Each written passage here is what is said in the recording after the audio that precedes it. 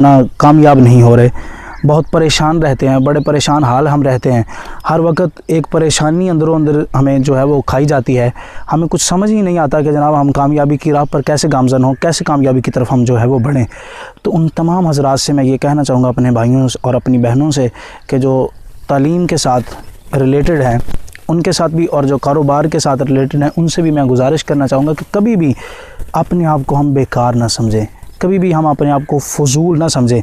ऐसा हो ही नहीं सकता कि अल्लाह पाक ने सर से लेकर पाँव तक एक मशीनरी हमारी बनाई है और वो मशीनरी बिल्कुल ही बेकार बना दी हो। ऐसा कतई नहीं हो सकता। उस मालिक ने किसी काम के लिए ही बनाई है। वो मालिक करीम बड़ा ही लजपाल है, बड़ा ही सखी है, करीम नवाज और कारसाज है। वो कतई कभी भी कोई चीज़ बेकार नहीं बना सकता। हमें हमारी असल नाकामयाबी की वजह यह है, जिसकी वजह से हम कामयाब नहीं हो पाते, कि हमारे अंदर मायूसी बहुत ज़्यादा पाई जाती है।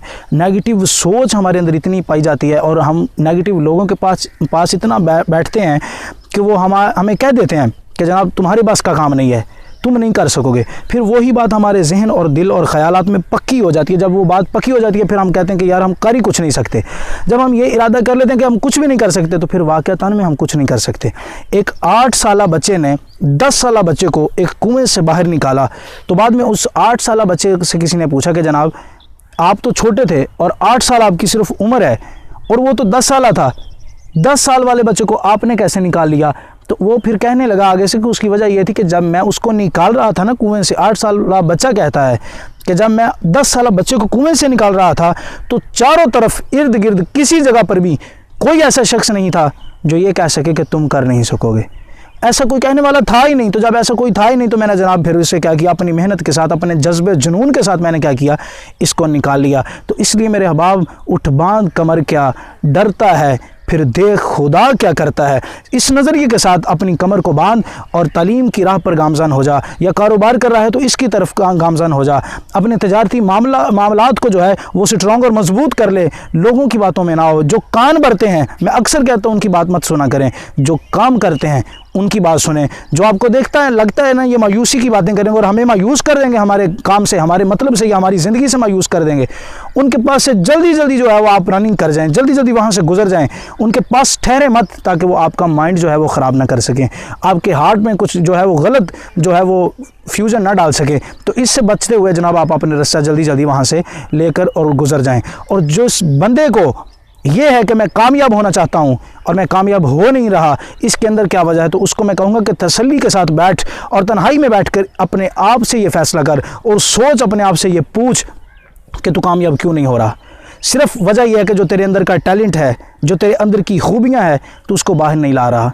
तू गुमनामी में ही मरना चाहता है, गुमनामी में ही इस दुनिया से तू जाना चाहता है। अगर तू चाहता है कि तेरा दुनिया में एक नाम हो, तू चाहता है दुनिया में तेरा एक काम हो, और तू इस वजह से अपने टैलेंट को बाहर निकाल, अपनी खूबियों को अपने अंदर से बाहर निकाल। गन्ना तब तक गन्ना ही रहता है अगर वो सिर्फ़ और सिर्फ लकड़ियों के साथ पड़ा रहे। जिस तरह कोई लकड़ियों को आग लगाएगा, कोई गन्ने को भी आग लगा देगा और गन्ना जल कर राख हो जाएगा।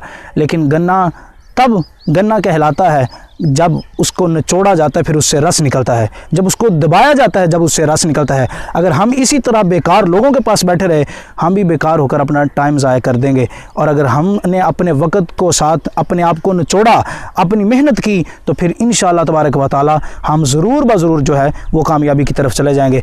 अब आप ही देख लें कि कोरोना वायरस एक मुज़ीब बीमारी, वबा फैली, मुल्क पाकिस्तान समेत पूरी दुनिया को इसने अपनी लपेट में लिया और हमला किया इसने। और हमारे हुक्मरान हजरात ने कहा कि लॉकडाउन होगा, आप अपने अपने घरों में रहें, अपने घरों में बाहर ना निकलें। अब बड़ी आवाम परेशान भी हो गई बेचारी कि करेंगे क्या, खाएंगे कहाँ से, कमाएंगे कहाँ से। बड़ी परेशानियों का जो है वो सामना करना पड़ा उन हजरात को। लेकिन हमें सोचना चाहिए कि इसमें हमारी ही बेहतरी थी। वो सारा कुछ हमारे लिए ही किया था ताकि हम इस बीमारी से बच जाएं। और अब देखें कि कोरोना वायरस बेशक एक बीमारी थी और वबा एक फैली हुई थी, लेकिन इसके अंदर कुछ फ़वाइद भी हैं, इसके कुछ फ़ायदे भी हैं। उस पर हमने कभी गौर नहीं किया। सिर्फ नेगेटिव चीज़ों की तरफ हम गौर करते हैं। हम पॉजिटिव चीज़ों की तरफ भी गौर करें तो इंशाल्लाह हमें कभी भी कोई चीज़ जो है वो बुरी नज़र नहीं आएगी। इसका फ़ायदा क्या है, जब हमें हमारी हुकूमत ने कहा कि लॉकडाउन होगा, आप अपने घरों में रहें, तो हमें चाहिए था कि हम अपने घरों में रहकर अपने वालिदैन को एक क्वालिटी टाइम दें, अपने बच्चों को क्वालिटी टाइम दें, अपनी बीवी के साथ, अपने माँ बहन भाइयों के साथ अच्छा वक्त गुजार सकें, अपने बड़ों की गुफ्तगू सुन सकें, हम अपनी ज़िंदगी को समझें और तन्हाई में बैठकर आप अपने आप से फ़ैसला लीजिए कि यार मैं देखूं कि मैं ख़ुद क्या हूं। आप अपने आप को पहचानने की कोशिश करें घर में बैठकर।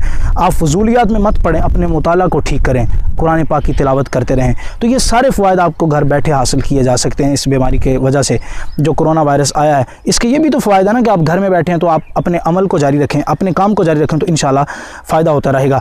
इटली के अंदर एक 93 साला 93 ईयर्स ओल्ड एक शख्स जो है वो कोरोना वायरस की बीमारी लाहिक होने की वजह से हॉस्पिटल के अंदर आया। तो फिर जब वो ठीक हुआ, सेहतमंद हुआ, तो वहाँ के डॉक्टरों ने कहा कि जनाब हम एक दिन का वेंटिलेटर का जो ख़र्चा है, जो उसकी कीमत है आपके इलाज करने की, वो जो है वो $500 आपसे लेंगे। जब ये बात सुनी तो वो बूढ़ा बेचारा रोना शुरू हो गया। जब वो रोना शुरू हुआ ना तो उन डॉक्टरों ने फिर कहा जनाब नहीं, हम आपसे वेंटिलेटर का कोई भी पैसा नहीं लेंगे, आप परेशान ना हो। तो उसने कहा मैं परेशान इसलिए नहीं हो रहा कि आपने मुझसे $500 मांगे हैं, मैं इसलिए नहीं परेशान हो रहा, बल्कि मैं परेशान और रो इसलिए रहा हूँ कि यार मैंने आज एक दिन वेंटिलेटर पे गुजारा और उसका $500 जो है वो मुझे किराया अदा करना है, इसकी कीमत अदा करनी है। और 93 सालों से 93 ईयर से मैं जनाब अल्लाह तबारक व तआला का सांस इस्तेमाल कर रहा हूँ, उसकी दी हुई ज़िंदगी इस्तेमाल कर रहा हूँ। उस मालिक ने तो कभी भी एक सांस का भी मुझसे हिसाब नहीं मांगा, तो बताओ फिर उसका हिसाब कौन देगा? बताओ मैं उसकी कीमत कैसे दूंगा? आज $500 का मैं यहाँ पर अगर रोना रोता हूँ तो बताओ वो 93 सालों का मेरा कर्ज़ कौन अदा करेगा? इसलिए मेरे अहबाब अपने आप पर गौर करें। आप बहुत कीमती हैं दुनिया के लिए, अगर आप अपने घर वालों के लिए बड़े कीमती हैं। अगर आप दुनिया से जाते हैं तो दुनिया के लिए सिर्फ एक बंदा जाता है और घर वालों के लिए आप पूरी दुनिया हैं, तो आपके घर वालों के लिए आपकी पूरी दुनिया ही चले जाती है। अल्लाह पाक